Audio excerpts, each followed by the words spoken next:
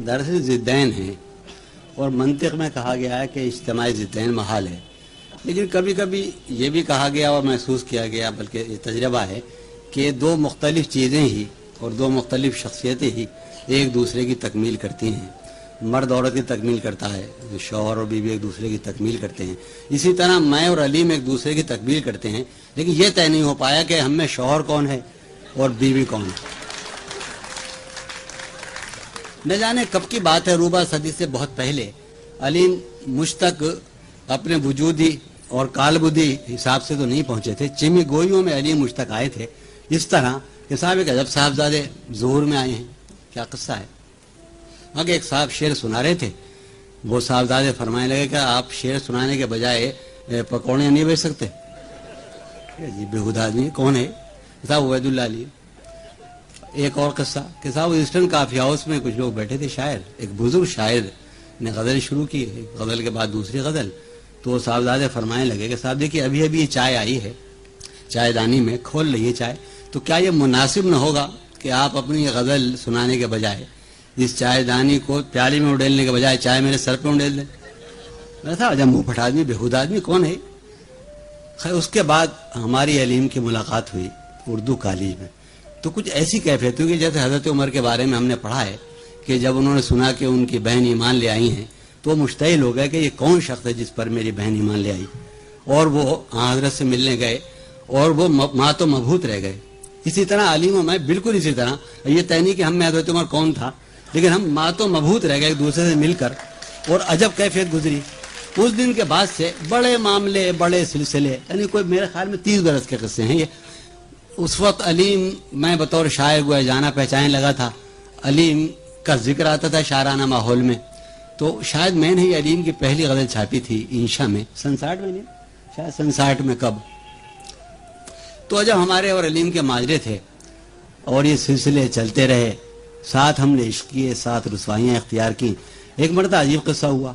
अच्छा होता है था कि अलीम जब इश्क फरमाते थे तो मैं उससे मुतासिर होता था, मैं कोई वारदात लेके आता तो अलीम मुझसे। एक दिन अलीम तकरीबन पिट कर आए और मेरे हुजरे में वारिद हुए। मैंने क्या हुआ? मगर यह किस्सा है। चुनांचे मैं इनसे गुफ्तगू किए बगैर अपने खातून के पास पहुंच गया और मैंने कहा कि हैंड्स अप। भाई क्या बात है? मगर मैंने कहा कि तुम इंतहाई गद्दार लोग हो। तो कहने लगी कि भाई मैंने क्या गद्दारी की? वहाँ के अलीम को आज पीट दिया उस लड़के ने, उसकी महबूबा ने, वगैरह वगैरह। तो ये हमारे मामला थे, एक दूसरे से इस तरह असर पजीर होते थे कि घर तबाह कर लिए। एक मरतबा हमारी होने वाली गोया अहलिया राह फरार इख्तियार कर गई, तो अब अलीम ने कहा कि भाई चलो चलते हैं और लाइट हाउस से वो जो कपड़े मिलते हैं ना सस्ते, वहाँ अच्छे अच्छे कपड़े सूट बनवाते, चल के खूब बेहतरीन कपड़े पहनेंगे और हिजर मनाएंगे बेहतरीन लिबास के साथ। खैर ये तय हो गया। इस दौरान में अलीम ने हमारे पैगाम कहीं और भिजवा दिए। अरे साहब, उसके बाद जो अजाब मुझ पर तारी हुआ कि यार ये क्या हो गया। उन्होंने कबूल कर लिया। मैंने कहा अलीम अब क्या हो? रात के 3 बजे थे, मैं 103 बुखार मुझे। मैं कहा अलीम मैं नहीं जी सकता, अब हो क्या? चुनाचे अलीम ने फोन करने शुरू किए इंतहाई जहरनाक। मतलब ये कि साहब वो तो मुलिद आदमी है, बेदीन। वो तो ये कह रहा था कि मैं जब चाहूँ नहवी बलागा का जवाब लिख दूँ, जब चाहूँ कुरान का जवाब लिख दूँ। अलीम ने बहुत कोशिश की ताई कि वो किस्सा खत्म हो गया और हमने फरागत पाई और फिर हमारा रुजू हो गया माजी की तरफ। मुझे अलीम की ज़ात के और शायरी के हवाले से 1 या 2 मजमून नहीं बल्कि एक पूरी किताब अब तक मुरतब करनी चाहिए थी। और ईमानदारी की बात यह है कि मुझ पर यह कर्ज है कि मैं अलीम पर एक मबसूत किताब लिखूं, इसलिए कि गुमान ये किया जाता है कि शायरों में मैं अलीम का सबसे करीब तरीन आदमी हूँ, सबसे करीब तरीन आदमी।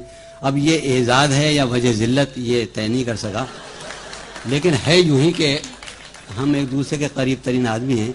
इस दौरान में 10 बरस का अलीम जो ज़ुहूर में आया है वो मुझे ज़्यादा पसंद नहीं है, लेकिन बहरहाल हमारे मामलात वही हैं। अभी पिछले दिनों हमारा इलाज दरपेश था तो पैसे नहीं थे हमारे पास, अब क्या हो। हमने अलीम को फ़ोन किया यार पैसे नहीं हैं और हमें आँख को पंक्चर कराना है और 50 रुपये रोज़ का किस्सा खर्च, तो अब क्या होगा? कोई परवाह नहीं। तो उन्होंने डॉक्टर खुर्शीद को भेजा और रुपए भेजे। ये मामले हैं हमारे, मिलते नहीं हम लोग। तो उन अलीम के बारे में मुझे गुफ्तगू करनी है। और इधर किस्सा यह कि शरीयत बिल नाफिज हो गया है, तो बड़ी एहतियात दरकार होगी मुझे कुछ कहने में और सुनने में। तो अच्छा अलीम ये जानता है कि मैं इन दिनों जिस सूरत हाल से गुजर रहा हूँ उस सूरत हाल में कोई भी बाहोश आदमी کوئی بامعنی جملہ نہیں لکھ سکتا، یہ جانتا ہے، لیکن مجھے آنا تھا اور مجھے کچھ کہنا تھا۔ اب یہ جو کچھ بھی ہے یہ کچھ پرانی سطریں ہیں، کچھ نئی ہیں، انہیں جمع جوڑ کے لایا ہوں۔ تو یوں ہے صورتحال کہ علیم ایک سرکش، سرشور، پیکار طلب اور مردم آزار روح کا نام ہے جو انسانوں سے الجھتی پھرتی ہے۔ اس کی زبان میں زہر ہے، اور جب وہ اپنی زبان کا زہر دوسروں کی سماعت میں گھول نہیں پاتا تو اس کی کنپٹی میں درد ہونے لگتا ہے، ایسا درد کہ جان کے لالے پڑ جائیں۔ اس کی شخصیت میں خنجر کی سی تیزی اور تلوار کی سی کاٹ ہے کہ جو بھی سامنے آیا وہ دو نیم ہوا۔ پر یہ بات کون جانتا ہے کہ وہ سامنے کا دشمن اور پیچھے کا دوست ہے؟ سامنے والا اپنے آپ کو اس سے غیر محفوظ پاتا ہے، مگر اس سے اگر کوئی غیر محفوظ ہے تو وہ خود ہے۔ وہ اپنی شہرک سے اپنا خون پیتا ہے، وہ اپنی شہرک سے اپنا خون پیتا ہے۔ کھری شخصیت اور سچی شاعری کا خوش اخلاقی سے نہیں، تہذیب نفس کھری شخصیت اور سچی شاعری خوش اخلاقی سے نہیں، تہذیب نفس سے پیدا ہوتی ہے، اور تہذیب نفس میں نفس بھی شامل ہے اور نفس کشی بھی۔ وہ یہ نقطہ سمجھ گیا ہے کہ کہاں جان سے گزرنا ہے اور کہاں جان کو آنا ہے۔ وہ یہ نقطہ سمجھ گیا ہے کہ کہاں جان سے گزرنا ہے اور کہاں جان کو آنا ہے، اور وہ یہ دونوں کام پوری تندہی سے انجام دیتا ہے۔ اپنے سینے میں خنجر اتارنے والا ہاتھ خود اسی کا ہاتھ تھا کہ وہ یہ حق بھلا کسی دوسرے کو دینے والا کب ہے۔ اور میں سوچتا ہوں کہ وہ حساب کتنا سخت تھا جو اس نے لمحہ لمحہ اپنے آپ سے لیا۔ وہ ایک ایسا شخص ہے جس نے اپنے آپ کو کبھی کوئی رعایت نہیں دی۔ اس نے اپنے آپ پر سامنے سے بھی وار کیا ہے اور پیچھے سے بھی۔ علیم نے اپنے ساتھ مجھ سے بھی خون تھکوایا ہے کہ میں اس کا یار تھا۔ پشکن نے اپنے شاعر سے جو بات کہی تھی وہی بات میں علیم سے کہتا ہوں، اور وہی بات وہ خود بھی اپنے شاعر سے کہتا رہا ہے۔ کوئی اقتباس شروع، کوئی اجر طلب نہ کر، اس لیے کہ تیرا اجر تیرے سوا کوئی بھی نہیں دے سکتا۔ تو خود ہی اپنے بارے میں داوری اور فیصلہ دہی کرنے والا ہے کہ تیرے بارے میں کوئی بھی تجھ سے زیادہ سخت گیر نہیں ہے۔ اے مشکل طلب شاعر، کیا تو اپنے کام سے راضی ہے؟ کیا تو اپنے دل کو خرسند پاتا ہے؟ اگر ایسا ہے تو پھر بھلا اس کی کیا پرواہ ہے کہ لوگ تجھ سے دشمنی رکھتے ہیں، تجھے برا بھلا کہتے ہیں۔ احمقوں کو اس عبادت گاہ کی دہلیز پر تھوکنے بھی نہ دے، احمقوں کو اس عبادت گاہ کی دہلیز پر تھوکنے بھی نہ دے جس کی محراب میں تیرے کمال فن کی آگ شعلہ زن ہے۔ یہ مجھے ایک بات یاد آئی کہ علیم سے میرے ایک جھگڑا یہ رہا کہ یار تو ترقی پسند کیوں نہیں ہے؟ تو وہ یہ کہتا ہے کہ تو سکہ بند انداز سے سوچتا ہے، جبکہ واقعہ یہ تھا کہ جب بھی عوامی اسٹیج سجے ہیں تو علیم ہمارے ساتھ پایا گیا ہے۔ تو ایک دن مجھے بات یاد آئی 2 برس پہلے، پشکن کے حوالے سے 2 برس پہلے میں اور سفت بھائی کہیں جا رہے تھے تو شاعروں کا ذکر تھا، تو سفت بھائی کہنے لگے کہ صاحب یہ خوب کہتا ہے علیم۔ میں سفت بھائی آپ علیم کی تعریف کر رہے ہیں؟ تو مجھے غصہ بھی آیا، خوشی بھی ہوئی، کچھ خوشی بھی ہوئی، ملال بھی، یہ کیا؟ تو علیم کا معاملہ یہ ہے کہ علیم سکہ بندی سے اور لیبل لگانے سے ہمیشہ ایک مختلف شخصیت کا مدعی رہا ہے، اور وہ ہمارے کو قبیلے کا آدمی، میرا آدمی ظاہر ہے، سیدھی بات ہے۔ شاعری میں علیم کا ورود ایک فتنے کا ظہور تھا۔ اس کی ذات ایک ماجرا خیز اور پیکار طلب ذات ہے، مگر میں اسے ذات کا شاعر نہیں کہوں گا جیسا کہ شہر میں سمجھا جاتا ہے۔ میں اسے ہیجان ذات کا شاعر کہوں گا، اس معنی میں کہ اس کی شاعری کا سرچشمہ ہیجان ذات ہے، جیسے کائنات کا سرچشمہ ہیجان وجود ہے۔ میرا جی چاہتا ہے کہ ہیجان ذات کے لیے تخلیقی اصل کے معنی میں ایک اور لفظ، ایک اور ماجرا ناک لفظ بھی استعمال کروں، یعنی عشق۔ اچھا، ہیجان ذات اپنے اندر سمٹنے کا عمل نہیں ہے، بڑھنے کا عمل ہے، پھیلنے کا عمل ہے، پھیلانے کا عمل ہے، مگر اس ہیجان ذات سے جو شاعری صورت پذیر ہوئی ہے وہ ہیجانی نہیں ہے، کہ ہیجان دراصل اس کی شاعری کے وجود کی قوت ہے، صورت اور معنویت نہیں۔ اس کی شاعری صورت میں رنگ ہے اور معنی میں تلاش رنگ، اس کی شاعری صورت میں رنگ ہے اور معنی میں تلاش رنگ۔ یہ تلاش رنگ وصال میں فراق و فراق میں وصال کا سفر ہے۔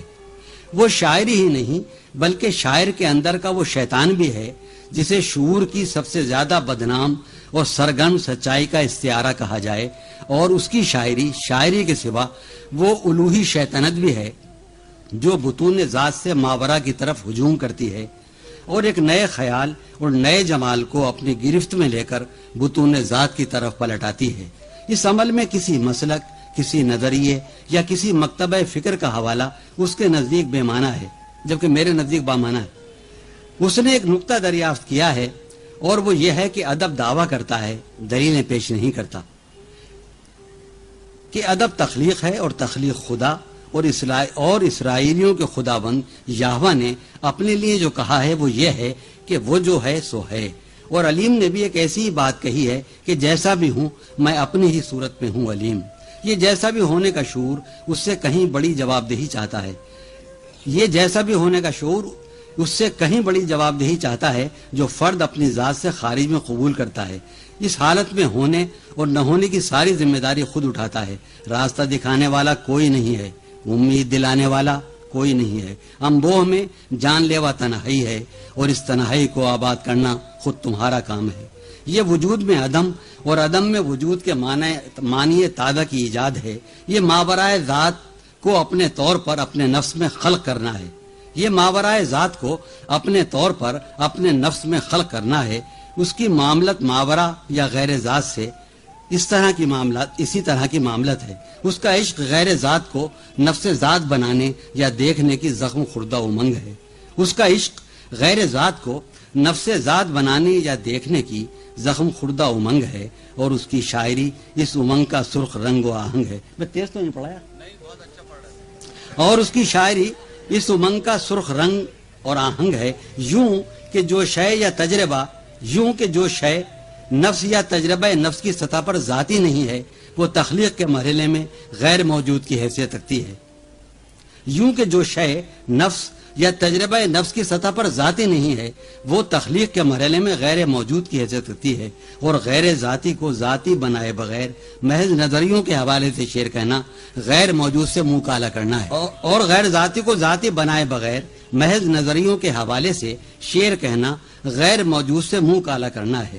غیر ذات کو ذات بنانے کی یہ امنگ شاعر کے یہاں اس آہنگ کو صورت بخشتی ہے جسے حرف کہتے ہیں، پر یہ آہنگ شاعر کے نفس سے ایک خاص بود و باش چاہتا ہے۔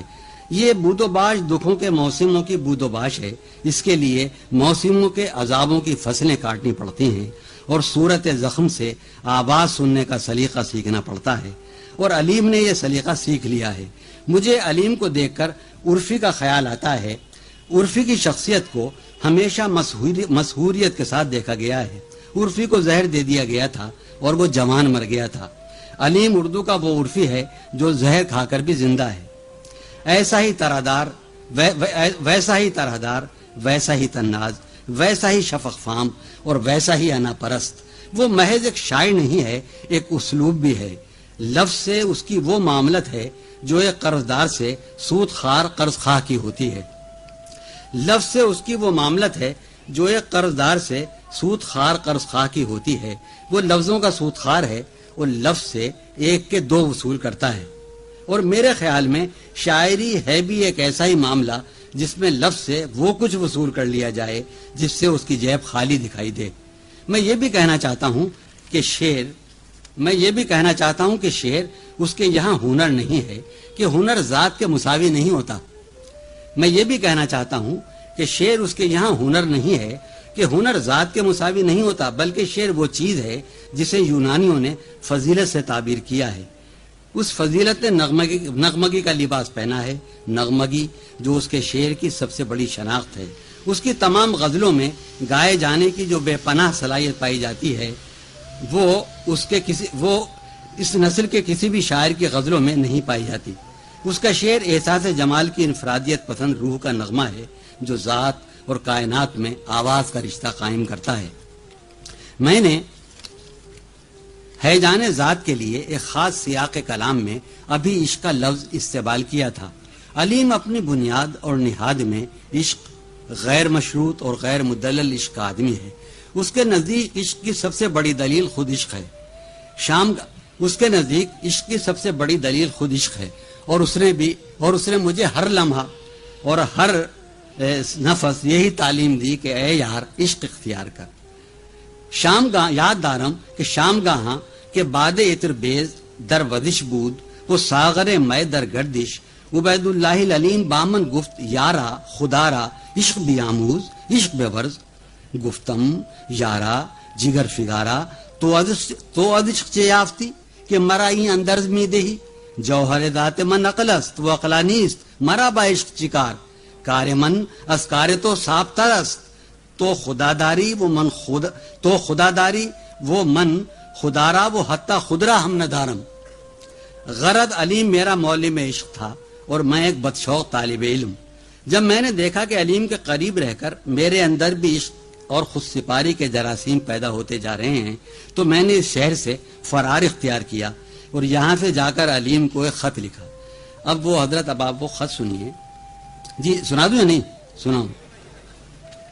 جانے کب کی بات ہے، 67 کی کب. غرض علیم میرا معلم عشق تھا اور میں ایک بدشوق طالب علم جب میں نے دیکھا کہ علیم کے قریب رہ کر میرے اندر بھی عشق اور خود سپاری کے جراثیم پیدا ہوتے جا رہے ہیں تو میں نے اس شہر سے فرار اختیار کیا اور یہاں سے جا کر علیم کو ایک خط لکھا. اب وہ حضرت اب آپ وہ خط سنیے. جی سنا دوں یا نہیں؟ سناؤں. جانے کب کی بات ہے، 67 کی کب کی. میں ہوٹل میں کہیں تھا، 11 دسمبر 1968. اے علیم، قبلہ و کعبہ حضرت عبید اللہ علیم مدد اللہ کے نام. اے علیم، اے بہار زخم چکاں، موسم گل کی لال رنگ خزاں. اے زلیخا پناہ کشور فن، کچ کلاہ دیار دشت سخن، کچ کلاہ دیار و دشت سخن. اے غزال غزل، غزل کے شہید، آج کے چارہ ساز کل کے شہید. اے ادب آشنائے مجلس غم، اے غزال غزل، غزل کے شہید، آج کے چارہ ساز کل کے شہید. اے ادب آشنائے مجلس غم، حالت افزائے حلقہ ماتم. 9-10 باروں میں ضرور جاتا ہے پٹیل پارک. اے ادب آشنائے، میں کبھی کبھی نہیں بھی جاتا. اے ادب آشنائے مجلس غم، حالت افزائے حلقہ ماتم. اے انیس دل دل افگاراں، شاہد شاہدان شہر مغاں. وہاں سے ناشاد آ گیا ہوں میں، حیدرآباد آ گیا ہوں میں. جانے اس وقت تو کہاں ہوگا، میں نہیں ہوں جہاں وہاں ہوگا. جانے اس وقت تو کہاں ہوگا، میں نہیں ہوں جہاں وہاں ہوگا. چاندنی لے کی کھل رہی ہوگی. علیم یاد ہے وہ؟ چاندنی لے کی کھل رہی ہوگی، درد کی داد مل رہی ہوگی. چاندنی لے کی کھل رہی ہوگی، درد کی داد مل رہی ہوگی. حلقہ نقطہ پروراں ہوگا. اطہر بھائی، اسد احمد خان، راحت سعید، محمد علی ہے نا، حسن عابد، ہائے ہائے. حلقہ نقطہ پروراں ہوگا، یار یاروں کے درمیان ہوگا. ایک فضا بے وبال جاں تو ملی، ایک فضا بے وبال جاں تو ملی، کہیں مجھ سے تجھے ہماں تو ملی. بند وہ حجرے جنوں تو ہوا، چند روزہ سہی سکو تو ہوا. کرب جاں کا بہانہ جو نہ رہا، اب تو آشوب ہاؤ ہو نہ رہا. اب کہ جب میں ہوں ایک دور نشیں، اب تو وہاں فتنہ و فساد نہیں. شیر ارشاد ہو رہے ہوں گے، شیر ارشاد ہو رہے ہوں گے. زخم زخموں کو دھو رہے ہوں گے. شیر ارشاد ہو رہے ہوں گے، زخم زخموں کو دھو رہے ہوں گے. زخم اتھر، اتھر بھائی مرحوم، زخم اتھر مہک رہا ہوگا اور سینہ دہک رہا ہوگا. زخم اتھر مہک رہا ہوگا اور سینہ دہک رہا ہوگا. جب وہ کوچے میں جانے جہاں کے گئے، تضمین ہے ٹکڑا، سرگراں در پر سرگراں کے گئے. اس کا انجام کیا ہوا آخر، شام آزردگی بتا آخر. مثل باد صبا گئے تھے وہ، چند ساتھ وہاں رہے تھے وہ. ان پر وہ مہرباں ہوا کہ نہیں، کاروبار جنوں چلا کہ نہیں. اے علیم، اے نوا تراز حزیں، یار تسکین بخش و بے تسکین. تو بہت یاد آ رہا ہے آج، دل زدہ ہائے تیری سیے علاج. چارہ گر ہائے تیری بیماری، ہائے بیمار تیری دلداری. فرد یاری نباہنے والے، میرے دکھ میں کراہنے والے. فرد یاری نباہنے والے، میرے دکھ میں کراہنے والے. شعلہ سامان جذبہ جانسوز، حرم عشق کے نیاز آموز. جادہ بندگی کے تند خرام، عشق میں خود سپردگی کے امام. میری اصلاح ہے تجھے منظور، یعنی ڈھہ جائے میرا قصر غرور. نہ رہے مجھ میں خیشتن داری، ہو انا نظر ناز برداری ہو اپنی اصلاح کر رہا ہوں میں، پندگر لے بکھر رہا ہوں میں۔ ہاں مگر ایک بات کہنی ہے، پھر تیری بحث آ کے سہنی ہے، اے وفا کے مبلغ اور نقیب، اے میاں ممبر وفا کے خطیب، اے میاں ممبر وفا کے خطیب، خوئے تسلیم کے مسیح صلیب، تو نے کیا پا لیا وفا کر کے، ہاں ذرا میرا سامنا کر کے مسمار اپنا قصر انا، داور حرف تو مٹا کے بنا۔ اس شاعری کے حوالے سے بات نہیں، زندگی کے معاملات کے حوالے سے بننا مٹنا۔ کر کے مسمار اپنا قصر انا، داور حرف تو مٹا کے بنا، ناز برداریوں کے آزاری، مجھ کو بھی پند ناز برداری، یوں ہی یوسف بنا تھا دیوانے، انگلیاں کاٹ دیں زلیخا نے۔ زوجہ اولین کی بات ہے یہ۔ یوں ہی یوسف بنا تھا دیوانے، انگلیاں کاٹ دی زلیخا نے۔ دوسری ایک مثال بھی سن لے، ذکر امکان حال بھی سن لے، یعنی شیوا ہماری لیلا کا، زخم جلتا ہے دل میں فردا کا، وہی خاطر وہی خرام نہ ہو، یہ بھی اس زہر ہی کا جام نہ ہو، جس نے تجھ کو ہلاک کر ڈالا اور مجھے سہمناک کر ڈالا۔ زخم چابوں کے خون تھوکوں میں، کیسے ممکن ہے سر جھکا دوں میں ہوں یا تو ہو لازوال ہیں ہم، میں ہوں یا تو ہو لازوال ہیں ہم، خالق حسن خد و خال ہیں ہم سے ہیں اشوہائے عشق انگیز، ہم ہیں یزدان دہر خوباں خیز، ہم سے ہیں اشوہائے عشق انگیز، ہم ہیں یزدان دہر خوباں خیز۔ سن حقیقت کہاں مجاز کہاں، ہم کہاں سجدہ نیاز کہاں۔ مجھ پر لعنت بھیجیے ذکر علیم کا تھا، علیم کے وجود کی عشقاگینی، علیم کے وجود کی عشقاگینی ہی اس کے یقین اور ایمان کا جوہر ہے۔ ایک صاحب یقین اور صاحب ایمان آدمی کتنا ثابت اور سالم ہوتا ہے، اس کا اندازہ مجھے علیم ہی میں سے گزر کر ہوا۔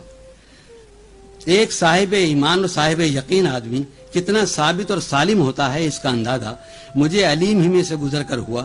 اس کی شخصیت کی ثابتی اور سالمی پر رش کرنے، صرف رش کی نہیں، حسد کرنے، اس سے چڑھنے، اس پر جھنجلانے، وہ جھنجلا کر گالیاں دینے کا جس محروم یقین اور محروم ایمان آدمی کو سب سے زیادہ حق پہنچتا ہے، وہ میرے سوا اور کوئی نہیں۔